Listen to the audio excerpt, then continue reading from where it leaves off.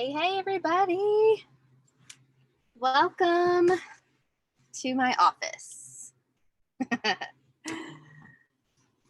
You guys, let me know if you can hear me okay in my office for tonight.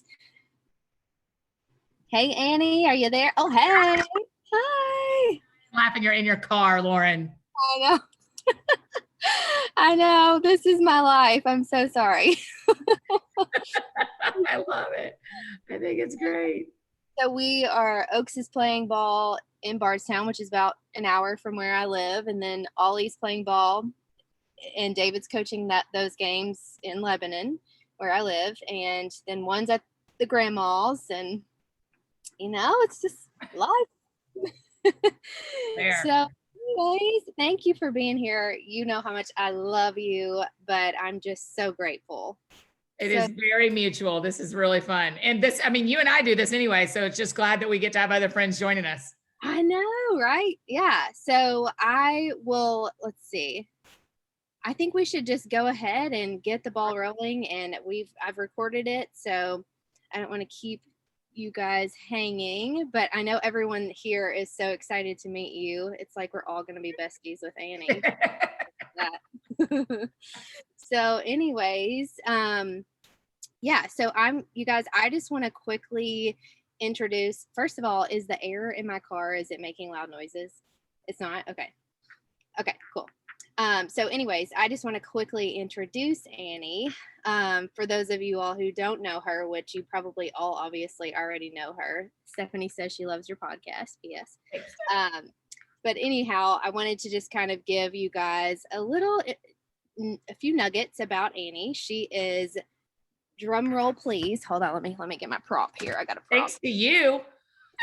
New York Times best-selling author. Should I go on? She is an amazing speaker. She has a podcast, which if you don't listen to her podcast, what are you doing? You must live under a rock. No, but it's so good. And she brings on some of the coolest people. And I just am like starstruck every time. I'm like, these are so great. So anyways, she makes everything so fun. She is the founder of That Sounds Fun Network. So we've talked about her new book, but she also has a couple other books that are best selling. The 100 Days to Brave, which I have and love, and then Remember God. I think I just got that one. She just brings light and joy and fun to everything she does, and always puts God at the center. And I just have really fell in love with you, Annie. So anyways, is that creepy? No, I feel the same about you. It's not creepy at all. Yeah, so she's a huge fan of Laughing with Friends, Confetti, which I know very well, soccer, boiled peanuts. What's the story on that anyways? Boiled peanuts. Do you not know boiled peanuts? I don't know the boiled peanut story. Is that in your book? Because I might have fell asleep during that. No, but do you know what boiled peanuts are? Have you had them? I think. No, maybe not. Lauren, they're great. You just literally boil them until they're soft in their shell, and it's real salty. I've never had that. Okay, I'm going to fix that. Don't worry. I'm going to fix it. Everybody's panicking. You guys don't panic. I will help her. I will help her. Give me peanuts. Anyways, apparently they're good. Preferably from Georgia gas station. I don't know, but that's what I am. And anyways, I will tell you guys, I will remind you all of where you can find Annie, but she obviously has a website, anniefdowns.com. Obviously she's all over the interwebs. Embarrassingly so. Yeah, Annie F. Downs. You can find her there. She's actually, I'll let her tell you this in a little bit, but there's some exciting things going on in the Annie world. So yeah, okay. Let's just dive right in, and I'm going to ask you all kinds of fun questions. The thing is after I read your book, Annie, I was like, man, there's just so many good nuggets that I could share with my clients from this book, and just how we kind of view diet culture, or nutrition and fitness, wellness in general, and how we can kind of make that a little more fun and exciting, especially when it can be not so much fun. It's obviously not a ton of fun. And so I just thought, you would be the perfect person to come and share your experience about how you work to make your health and fitness journey and your goals a little more fun, because what is life without fun? And Right. everything is better when you can make it fun. And like I said, it's just not obviously fun. There's a lot of hard work that goes into it. But one of the things that I learned from you in your book was the chapter where you were talking about Chef Corey from the Food Network. What is that? What it was the show that he was on? He was on 2019 Spring Bake Off Championship. So Okay. one of those like tournament shows that are on there. He was Okay. on that one. Yeah. So you'll have to tell us a little bit about your story with him without giving away too much, because obviously it's a great chapter in the book. But one of the things that stuck with me, and I think it kind of you can kind of relate, is that he said, people always say food is medicine. I mean, you hear that all the time. I say it all the time, but he says cooking is medicine. And I just thought, that is so true. So, okay, you take it away. Tell us how you have found that cooking can be medicine for you and whatnot. Yeah, well, for starters, thanks for having me. And I don't think I have to talk to any of us about Faster Way, because we're all here because we're Lauren's clients. And so we're all here because we're doing this together. And I am not married yet. I don't have kids yet. So I just live alone. And cooking has never been fun to me. It has never been like, especially when you're trying to be more healthy, like when it's not casseroles, it's just not as fun. I just grew up kind of making casseroles and doing whatever you want in the kitchen. And so the growth in me, and when Chef Corey said that, he said that to me in fall of 2019, maybe before the pandemic. And so last year, right now, when we were all stuck in our homes, kind of, I got quarantined. I don't know if y'all know the story about me, but I got quarantined really early. Like one of my best friends was the like 8th person in our county to get COVID. And we had all been together watching the Bachelor finale on a Tuesday night. And by Friday, I'm locked in my house. And I was told you can't leave for 14 days. And I felt fine, but it was like, we have to contain this thing, LOL. And so we all got quarantined to our houses. In that process, Chef Corey is texting or DMing me or something and saying like, okay, now this is when it comes real for you. If cooking is actually medicine and you're in a situation where you're hurting, I'm going to give you a recipe and I want you to try to make it. And he told me to make beef bourguignon, like Julia Child. And it is like an all day thing, which luckily we had time because I was just at my house. But it really started. I mean, I started Faster Way in the fall of last year. And what that journey for me was of most of 2020 was going like, okay, when I get in the kitchen and I put on a podcast that's talking about stuff that matters or stuff that doesn't, or music that matters or music that doesn't, and I'm able to make something with my hands to actually like be involved, it really does heal something in me, Lauren. I mean, I just felt like it was changing me. And the joy for me, what I've found when it comes to healthy living is that variety is the win for me. If I can do different things, and try different strategies, different goals, that kind of thing, it actually helps me and my body to stay more healthy. And so for me, cooking through cookbooks or finding, I know you didn't ask me to do this, Lauren, but if y'all don't have her like is it Farm Foodie? Is that what it's called?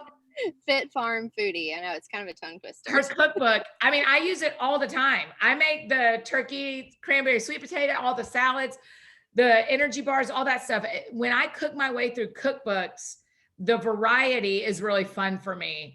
And it helps me to feel like I'm not like in a rut trying to hit a goal. And once I hit a goal, then I can let go of all of this. Instead, it's like trying to have a lifestyle that incorporates health and fun together. That's awesome. I love that. And I just think that so many people get caught up in like, well, I can only have a chicken breast and broccoli. Right. You can do that for 2 weeks and lose some pounds and get in a new pair of pants.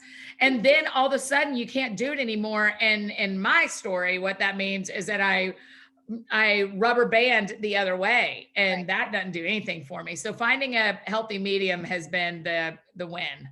Yeah, for sure. For sure. And just, like you said, finding those recipes that you can just pour your yourself into and finding joy in that. It may not be obvious, like I said, but you might be surprised at how, that can be actually therapeutic for you.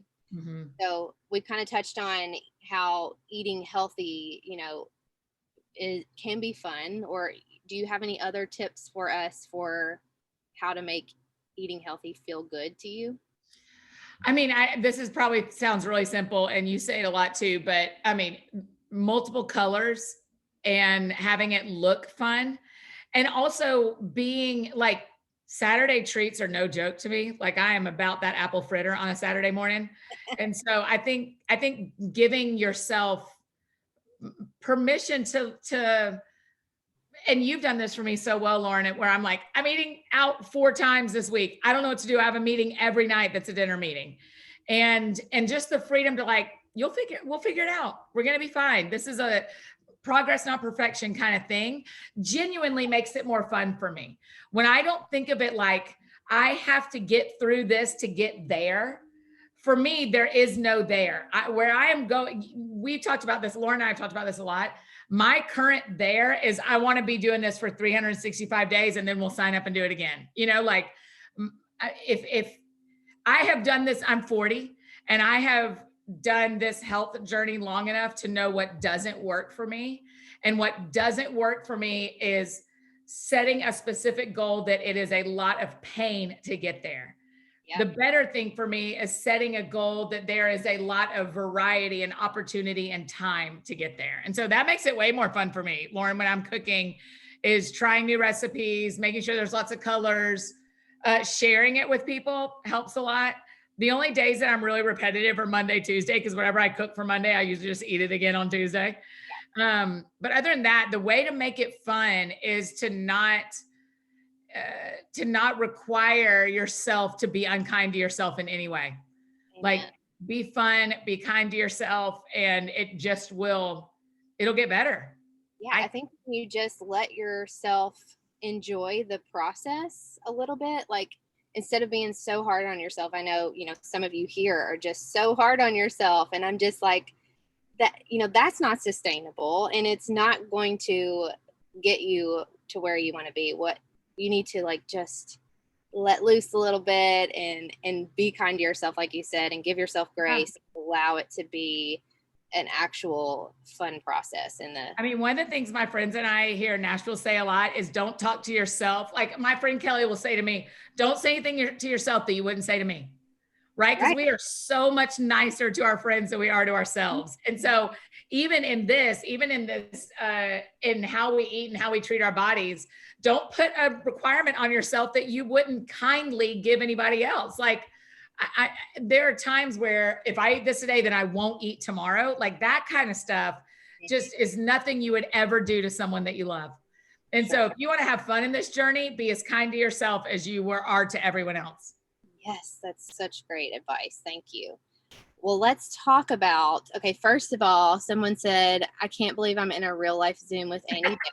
This is a podcast. Real life. Anna, it's us. We're just friends. We're just friends here. Yeah, grace upon grace. Yes. Yep. I was speaking to you. Oh, no, I was not speaking to you, Kirsten. No, I was not you. Okay, so let's flip it and talk about how you make the fitness aspect of things fun. And what's more fun to you, like the nutrition part of it or the fitness part of it? Oh, what do you think? The fitness part of it. I'm like, Lauren, how many times have you been like, hey, you didn't quite hit your macros again? So I mean, it is. So for me, I like the fitness part. Again, variety is the win to me. If you want to have fun, trying things you've never tried before, we're going to talk about the joy of being an amateur, trying these different exercises in the app that you haven't done before, walking a path you haven't done before.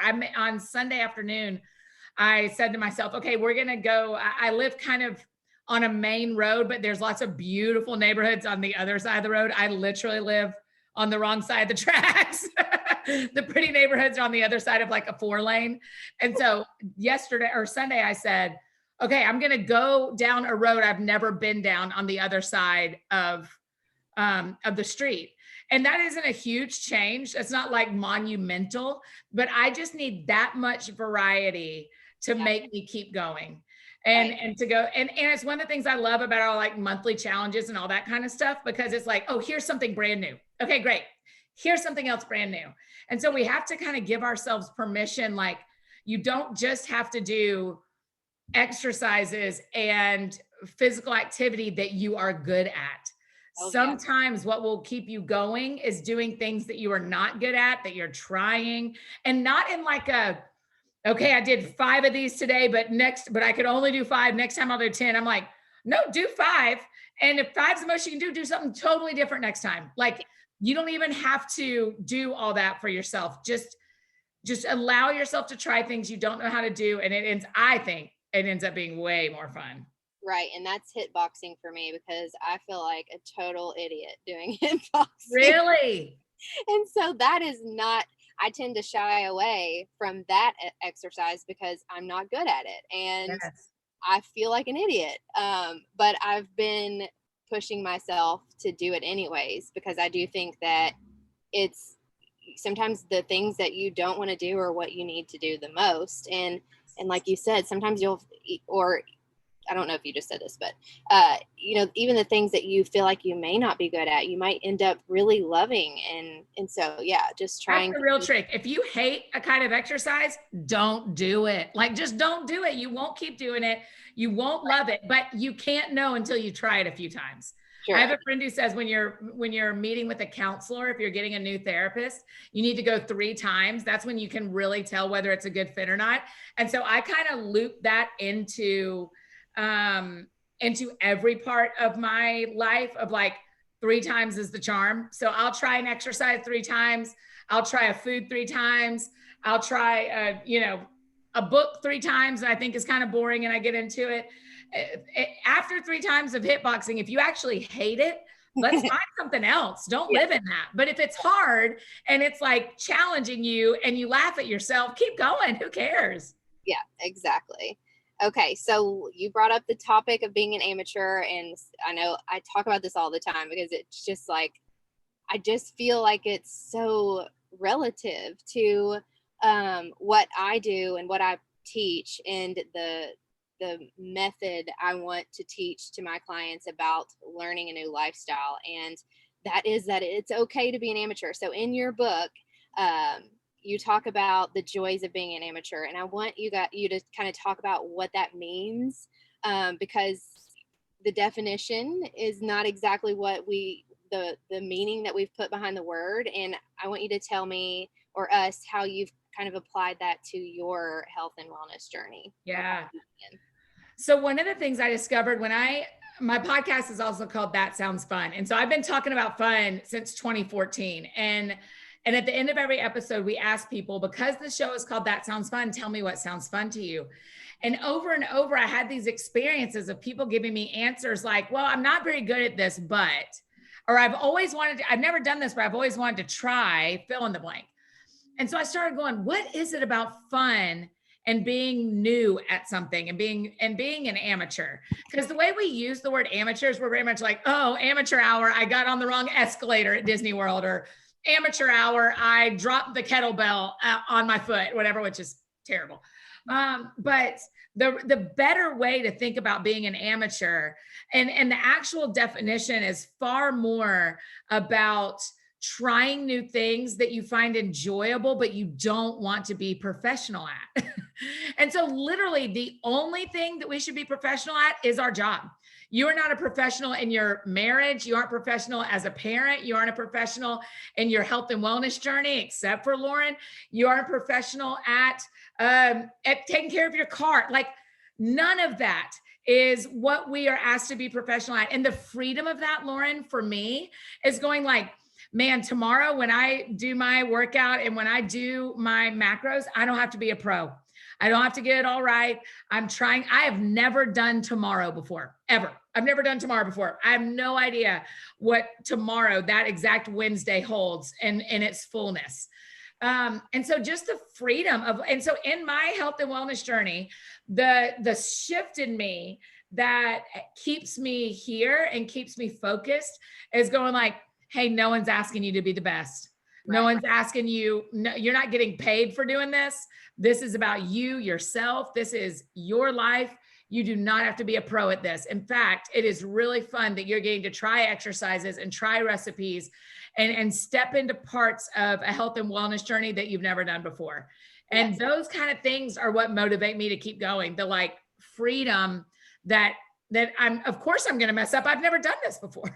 Right. Like, I don't know how. And so I think there's a lot of freedom in that for me. Yes. Yes. I always tell my clients now that I've read your book and I just fell in love with that whole concept in prep week. I always say, it's okay. Embrace being an amateur. You aren't going to be good at this, Yes. today or tomorrow or in a week from now. It's that constant reminder that it's okay to not know it all right in this moment, and that you get to learn something new, and that is going to benefit you in the long run. So I just love that, and I can't praise it enough. I just think it's such a good reminder that we don't have to be perfect all the time. We don't have to know everything.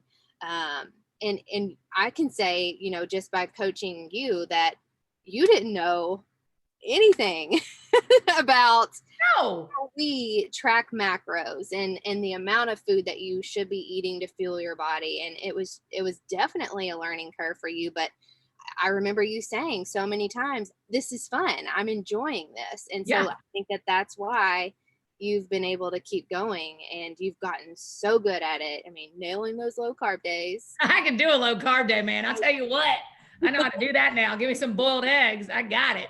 Exactly. I have boiled eggs in my car right now. It's like my go-to snack at the ballpark. Everybody looks at me like I'm a weirdo, but it's fine. I'm fine with that. Yeah. So, okay. I love that.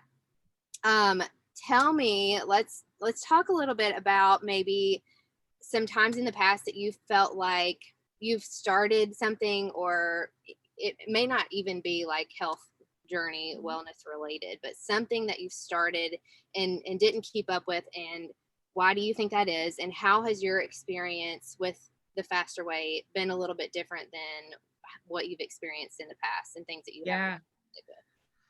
Well, for starters, if y'all want to, about 3 books ago, I wrote a book called Looking for Lovely that was about perseverance and why I quit quitting, because I kind of built a life around walking away from things when they got hard, and until I couldn't anymore. And in a kind of dramatic fashion, I had to kind of face my own, how much I walked away and wanted to quit. And so that was probably 2015. So it's been 6 years that I've been really committed to not quitting, and how different my life is. Now, there are doors that close and there are opportunities that end, but I don't walk away like I used to walk away.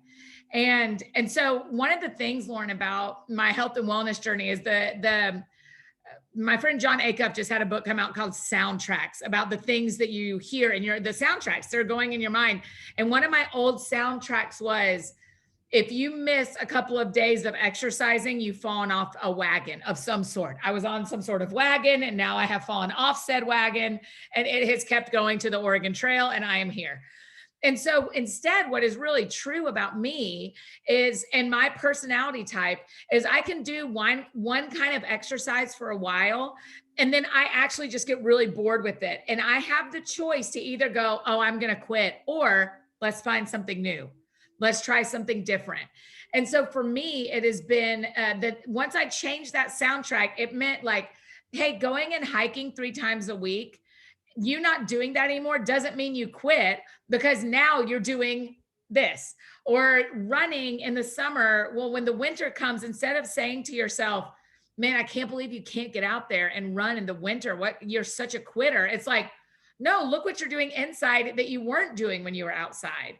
And so it is about quitting. The trick about perseverance is changing the things you're saying to yourself in your head, of going like, no, I didn't quit.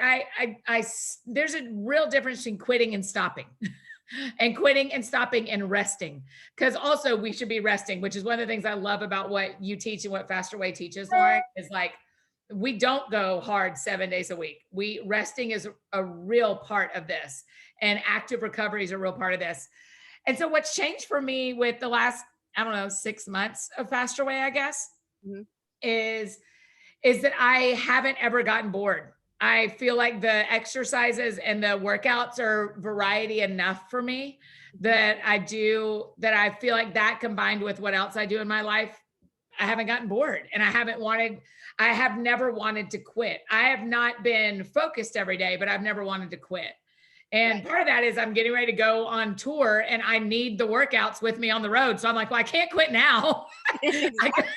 I need that app in June, so I can't go anywhere in April. Right. You're But stuck. right, I'm stuck. No, but so I think that's part of it. I think we can change the language in our minds as we're on this journey with Faster Way. You can do whatever you want. I'm not your Faster Way boss. 0%, 0%. Lauren actually is, but I am not. The language in our head can switch from I don't want to do this. I don't want to do this to I don't want to do this part anymore. So what can I do instead? How can I switch this from what recipe can I switch out? What workout can I switch out? How do we not quit? We don't quit by stopping and starting versus walking away. Right. Yeah. I love that. Love it so much. That was I think it matters a ton. It matters a ton because it's who I want to be. It rolls over into my spiritual life. It rolls over into my relationship life. It rolls over into my work life. I mean, it is your ability to persevere and let perseverance, as the Bible says, let perseverance finish its work in you. That absolutely shapes your life. Whether you're able to persevere or not, I think is one of the most shaping things about who we are as humans. That's so true. And on the same note, I'm constantly trying to remind you guys to not completely give up. Just do something. It doesn't have to be everything. It doesn't have That's to right. be all of it at once. Just do something all the time. Be consistent and not giving up completely. So that's awesome. That's right. I love it. Love it. Okay. So a couple more questions and I'll let you go. How important do you think it is to have accountability or a friend doing this with you for Yeah. your long-term success? Well, the reason I know you is because my friend Krista McClendon, who's also a coach, introduced me to you. And so having the Facebook groups is helpful for me, though I'm really quiet on Facebook because I don't actually have Facebook. I just have like I don't really have Facebook. I'm not very active on Facebook. So I'm there, but I don't really do anything. To me, having Kristen and you, when I can connect with either of y'all and just go like, is this how you do this? Is this how you do this? And actually one of my very best friends in my life also is a Faster Way client. And we were laughing the other day when I was at her house and I was like, girl, where is your protein? We got to get back on track. And she was like, look, I just bought this. I mean, it just is more, again, if we're talking about fun, the Exactly. most fun here is not doing this by yourself. So whether that's someone you meet, which I love when you buddy us up in Facebook, whether it's someone that you meet in your round, or whether it's someone like my story where I know some people who are already involved before I started, it's just really helpful, even just for recipes and even just for like, I don't know how to get all my protein in. How do you do it? And they tell me things to order from Thrive Market, like it's really basic. And it's like, hey, I thought this was going to be different than this. And my body's doing this. And what does that mean? I mean, I think a lot of that, all of that, the whole spectrum of it matters, having accountability. And I don't even call it accountability necessarily as much as like, I've got friends who do this too. And this is a good way for me to be living right now. Exactly. Yeah. Okay. Couple more things. What is your favorite leg day treat? You might have already mentioned it, but what's apple fritter? Apple fritter. Oh, I need you to know I went a couple of Saturday. I only go Saturday mornings. Okay. Obviously, I could go other times and everyone would survive. I would survive and so would the world, but I choose to have them on Saturday mornings. And I went a couple of Saturdays ago and they had sold out. And I was like, excuse me. It is Saturday morning. I need you to go get to bacon some more. So I went on Sunday instead before church. Well, so that's my favorite leg day treat. That sounds so yummy. Now I want one so bad. But I've made a bet with my husband that I'm not going to eat sweets, except for maybe Friday and Saturday. Sounds like a good bet. I'll take that too. I'm not going to tell you what the bet is because it's not PG. Oh, well done.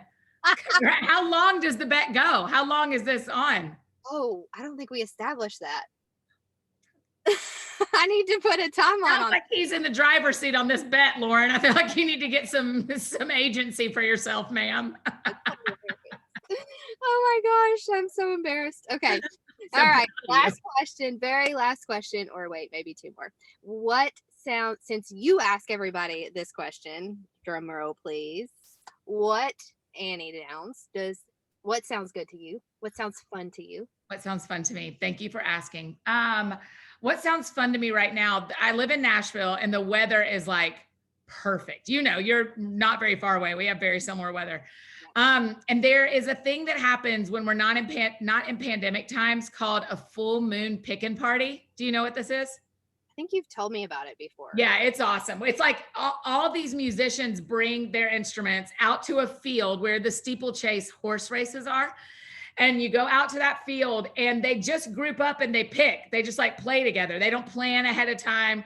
There's food trucks, you bring blankets. And tonight is just one of those nights where I'm like, man, I wish tonight was a full moon picking party where we could just go hear music and sit around and eat and drink together. And I look forward to when the world allows us to do that again, hopefully sooner rather than later.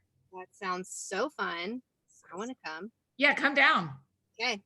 All right. So tell us, just remind us where we can find you. Yes, I'm embarrassingly easy to find, truthfully. It's Annie F. Downs, F as in fancy, because there's another Annie Downs who's a very famous quilter in Australia. Okay. And so I have to, and the hilarious, I always have to be Annie F. Downs. The podcast is called That Sounds Fun. It releases Mondays and Thursdays right now. And Instagram, Twitter, Facebook, all those things are Annie F. Downs. The book, That Sounds Fun, is available wherever you love to buy books. It's on Amazon, but I love when we go to our local bookstores first and ask them if they have them. Your local bookstores are the heroes. And so we'll try them first, and then Amazon will have it if they don't. I love that. I do have to say though, the audible version of you reading the book is so good. Thank you. Like, man, I'm just like having a conversation with Annie today. Yeah. I mean, I love doing the audiobook because it's like, this is me telling my story. Of course I want to do it. So yes, that's available on Audible. So if you've got little codes hanging around or credits hanging around, I will happily read you. That sounds fun. And it does not take that long. It's like 4 hours, maybe. It's not a long book. Oh, it's so good though. And definitely worth reading. You need the hard copy though, because like how beautiful. It's seriously the most beautiful. It's really pretty. I'm very thankful. It works. And speaking of being thankful, I know I speak for all of us, Lauren, but I'm so thankful for you for helping us be our healthy selves and teaching us things we don't know and constantly expanding not only our like health and wellness brains, but you just like teach us a lot and invite a lot of guests to do a lot of different things. And I'm really, you know, I've said this to you privately, but I'll say it publicly. You're just the best coach. And I'm so thankful for you. Thank you. I love you so much. And thank you so much for that. Okay. But one more thing though, you didn't mention your podcast tour. Oh yeah. We're going on tour, you guys. If y'all want to come, you can go to anniefdowns.com and the banner's right there. It's in June. Our team's working really hard to make it COVID safe, super fun. We're going to be in 12 different cities doing live podcasts in each city. Wow. A guy named Mike Goodwin is a comedian. He's opening for me. And so it is going to be a riot. So there's 3 of the 12 are sold out, but you can get on a waiting list because our hope is that as it gets closer, we'll be able to open up more tickets as COVID guidelines change in the cities and in the states. Yeah.